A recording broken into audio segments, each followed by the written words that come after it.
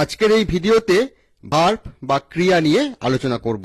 Verb কাকে বলে, ভার্বের গুরুত্ব এটা জানব।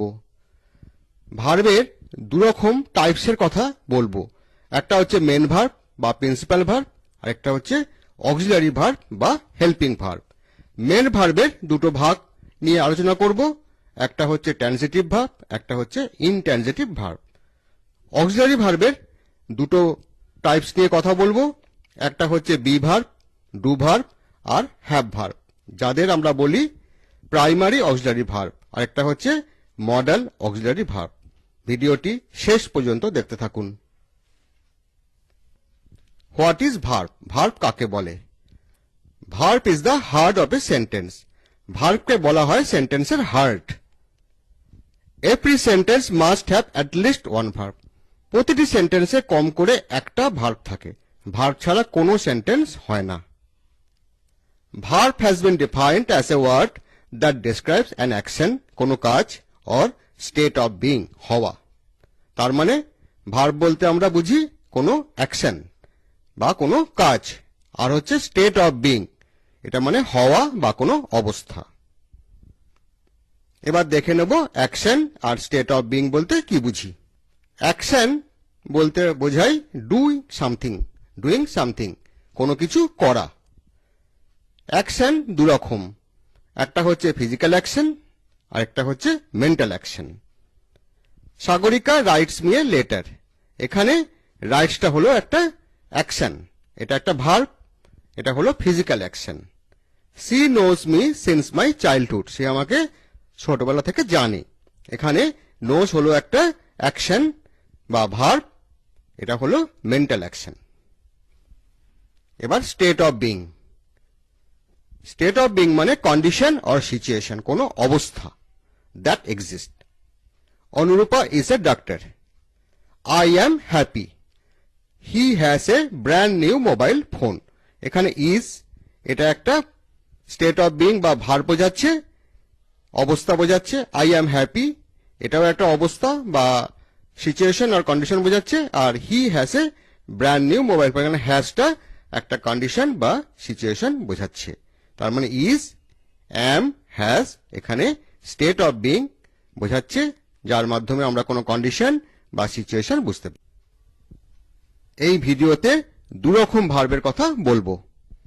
একটা হলো principal verbs or main verbs, যাকে বলি মুখ্য ক্রিয়া। দ্বিতীয় হচ্ছে auxiliary verbs or helping verbs, সহায়ক ক্রিয়া। প্রিন্সিপাল ভার্বস মুখ্য ক্রিয়া, also called main verbs or lexical verbs. এই ধরনের ভার্বকে মেন ভার্বও বলে, লেক্সিক্যাল ভার্বও বলে। These verbs are not dependent on other verbs to give a complete sense in the sentence. এই ভার্বের অন্য কোনো ভার্বের আর প্রয়োজন হয় না, সে একাই সেন্টেন্সের সম্পূর্ণ অর্থ প্রকাশ করতে পারে। উদাহরণ দেখে নি। আর্য গেভ মি এ পেন। এই সেন্টেন্সে একটাই মাত্র ভার্ব আছে, সেটা হলো গেভ। এর মাধ্যম দিয়ে আমরা সেন্টেন্সের সম্পূর্ণ অর্থ বুঝতে পারছি। Sananda works in Infosys. এখানে একটাই ভার্ব আছে, সেটা হলো ওয়ার্কস। এর মধ্য দিয়ে আমরা সেন্টেন্সের সম্পূর্ণ অর্থ বুঝতে পারছি। Two types of principal or main verbs. দু রকম হচ্ছে প্রিন্সিপাল অর মেন ভার্ব আছে। একটা হলো ট্রানজিটিভ ভার্বস, সকর্মক ক্রিয়া, আর একটা হলো ইনট্রানজিটিভ ভার্বস, অকর্মক ক্রিয়া। Transitive verbs, this verbs require a direct object to make a complete sense. এই ধরনের ভার্বের একটা ডাইরেক্ট অবজেক্টের প্রয়োজন হয়, যার মধ্য দিয়ে সম্পূর্ণ অর্থ প্রকাশ পায়। অবজেক্ট কাকে বলে? ভার্বকে যখন প্রশ্ন করা হয় কি বা কাকে, যে উত্তর পাওয়া যায় সেটা হলো অবজেক্ট। আমরা অবজেক্ট, সাবজেক্ট, প্রেডিকেট নিয়ে আগে একটা ভিডিওতে বিস্তারিত আলোচনা করেছিলাম। উদাহরণ দেখে নি। I love Nandini. এখানে লাভ হলো ভার্ব। ভার্বকে প্রশ্ন করছি কি বা কাকে, কাকে ভালোবাসি? নন্দিনীকে। সুতরাং নন্দিনী হলো একটা direct object. Ritu told me a story yesterday.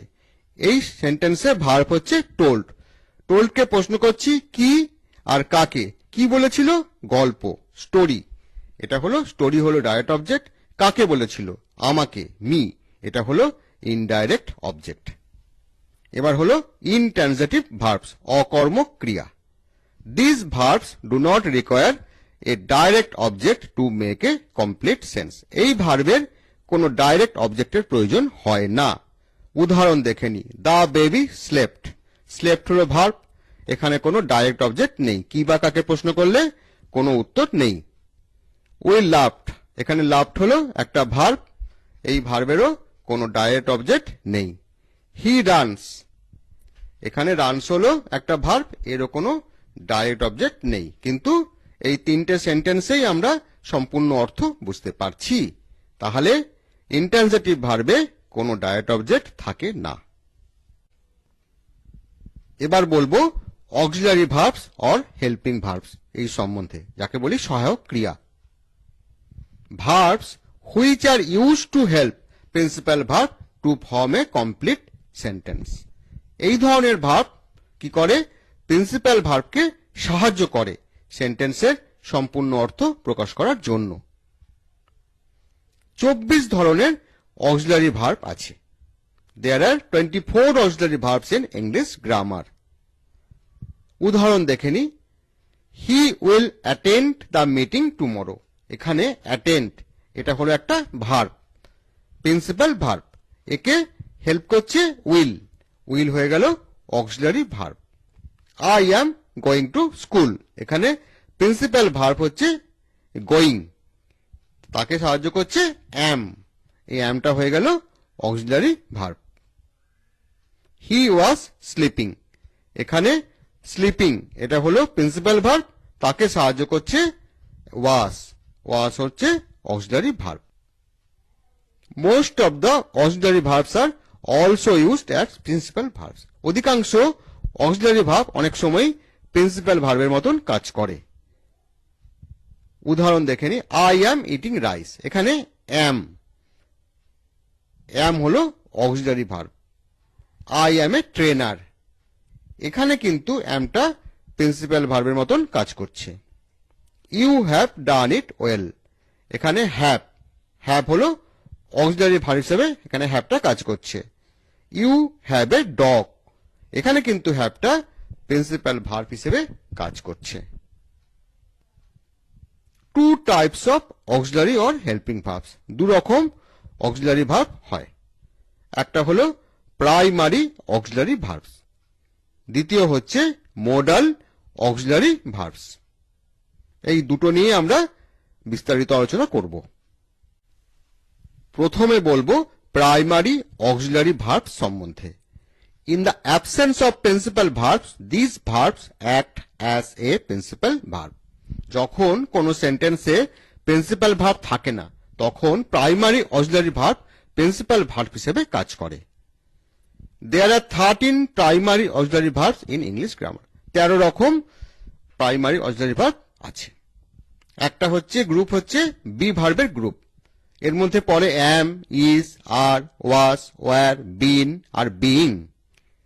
Do verb, এর মধ্যে পড়ে ডু, ডাস আর ডিড।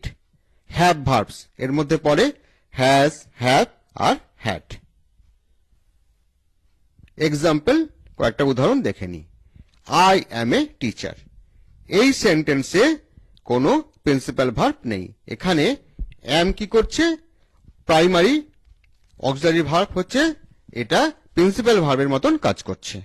He did it, এই সেন্টেন্সেও কোনো প্রিন্সিপাল ভার্ব নেই। এখানে did হচ্ছে একটা auxiliary verb, primary auxiliary verb, এটা প্রিন্সিপাল ভার্বের মতন কাজ করছে।